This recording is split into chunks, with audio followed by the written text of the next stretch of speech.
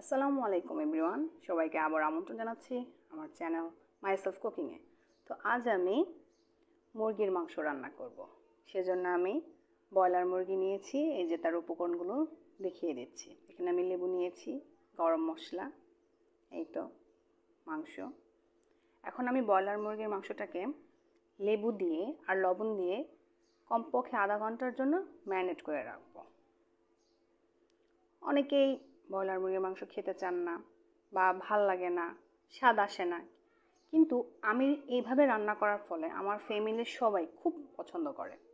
দেখুন, এই যে আমি কি সুন্দর ম্যারিনেট করে রেখেছি। এটা ম্যারিনেট করার ফলে মাংসের আলাদা একটা স্বাদ আসে। এই যে তেল গরম করে আমি দিয়ে দিলাম। কড়াইতে তেলটা গরম হয়ে গেছে। আমি এই যে গরম মশলা, তেজপাতা, দারচিনি, লং, এলাচ, গোলমরিচগুলো দিয়ে দিয়েছি। এর সাথে আমি কেটে রাখা পেঁয়াজগুলো দিয়ে দিলাম। তার সাথে পরিমাণ মতো হলুদ গুঁড়ো দিয়ে দেব। এর সাথে মরিচ গুঁড়ো দিয়ে দিচ্ছি। কেউ ঝাল কম খেলে ঝাল কম দিবেন, কেউ বেশি খেলে একটু বেশি দিতে পারেন। আমি পরিমাণ মতো দিলাম। তারপরে পরিমাণ মতো লবণও দিয়ে দিলাম। এখন উপকরণগুলো একসাথে আমি দেওয়ার পরে যে একটু ধনে গুঁড়া দেব, তার সাথে একটু জিরা গুঁড়াও দিতে হবে। আমি জিরা বাটা দিই না, জিরা গুঁড়া দিলাম। তারপরে এই যে আমি সবগুলো উপকরণ একসাথে নেড়ে চেড়ে নিচ্ছি। এ পর্যায়ে আমি বাটা মশলা দিয়ে দেব, রসুন বাটা, তার সাথে আদা বাটা দিয়ে সব কিছু একসাথে আবার নেড়ে চেড়ে নিতে হবে। মশলাগুলো বারবার পেঁয়াজের সাথে যেন মিশে যায়, সেজন্য কড়াইতে ভালো মতো মেশাতে হবে, নেড়ে চেড়ে নিতে হবে।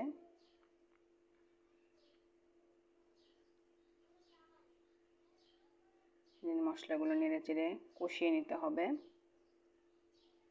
কষিয়ে নেওয়ার পরে এই যে তেলে মশলাগুলো সুন্দর হয়ে আসার পর আমি কেটে রাখা, ম্যারিনেট করে রাখা আমার মাংসের টুকরোগুলো, মুরগির মাংসের টুকরোগুলো দিয়ে দিচ্ছি। দিয়ে দেওয়ার পরে এই যে দেখেন, এগুলো ভালো মতো কষানো মশলার সাথে ভালো মতো নেড়ে চেড়ে নিতে হবে।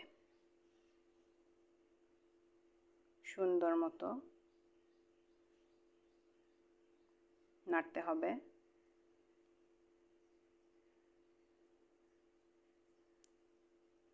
নেড়ে চেড়ে ঢাকনা দেওয়া যাবে না, ঢাকনা ছাড়াই চুলা নাড়তে হবে। নাড়াচাড়ার পরে চুলায় কিছুক্ষণ রেখে দিতে হবে। রেখে দেওয়ার পরে যে দেখেন কি সুন্দর একটা কালার আসছে।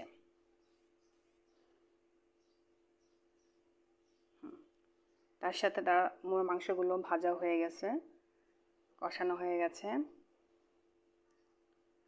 কি সুন্দর দেখছেন, তেলের মধ্যেই কষানো হচ্ছে। মাংসের মধ্যে এই যে মিক্স করা মশলাগুলো ভালো মতো ঢুকে যাচ্ছে। এর সাথে আমি কেটে রাখা আলুর টুকরোগুলো দিয়ে দেব। তা আমি ছোট করে কেটে রেখেছি, যেহেতু মুরগির মাংস বাচ্চারা পছন্দ করে, বড়রাও মাংসতে আলু পছন্দ করে, বিশেষ করে বাচ্চারাই আলুটা একটু বেশি পছন্দ করে।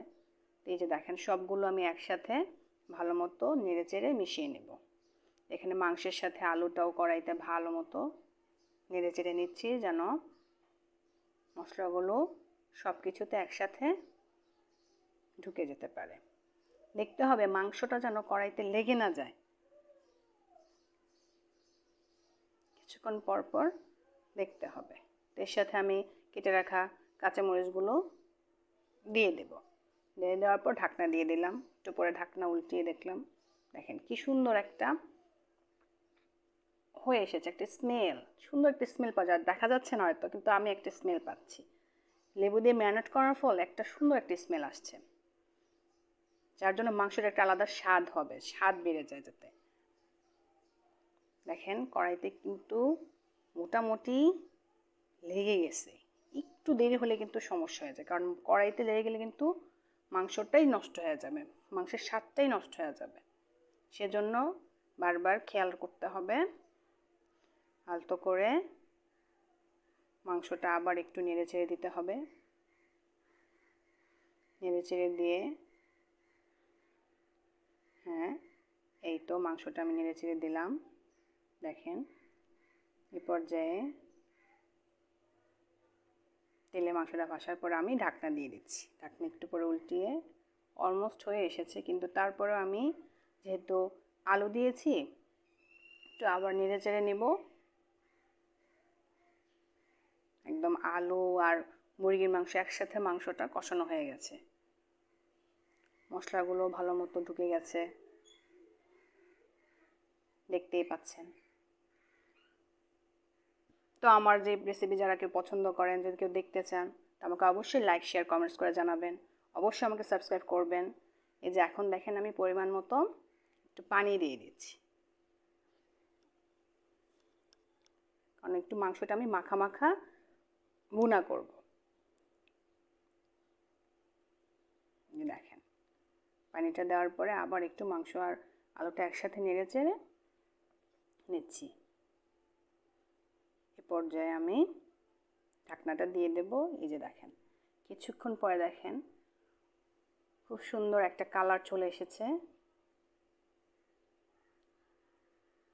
একটা স্মেলও আসছে। আমার অলমোস্ট মাংসটা হয়ে এসেছে। এখন আমি একটু জিরে গুঁড়া দিয়ে চুলায় কিছুক্ষণ রেখে নামিয়ে ফেলব। দেখতেই পাচ্ছেন সেটা মাখা মাখা ভুনা হয়ে গেছে।